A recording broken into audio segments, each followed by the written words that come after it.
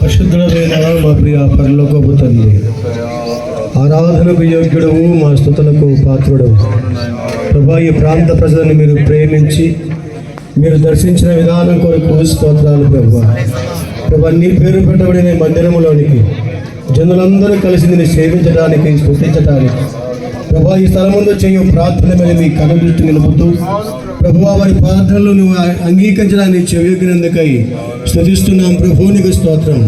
తండ్రి, కుమార, పరిశుద్ధాత్మ నామములో ప్రభా, మీ నామ మహిమ నిమిత్తమై జనులు అనేక మంది కలిసి నిన్ను ఆరాధించడానికి ఆరాధనా స్థలముగా తండ్రి, కుమార, పరిశుద్ధాత్మ నామముల అభిషేక్తులైన దైవజనులు మీ నామములు ప్రతిష్ఠిస్తుండగా నీ మహిమను దిగివచ్చినందుక ఈ స్తోత్రములయ్యా.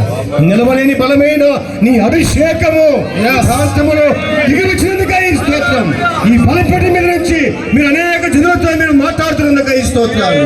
అనేక బ్రతుకులు, జీవితాలు మీరు బాగు చేసి సరిచేసి ప్రభువా సర్వ సత్యంలో నడిపించబడ్డానికి కృప దయచేయమని ప్రార్థన చేస్తున్నాము.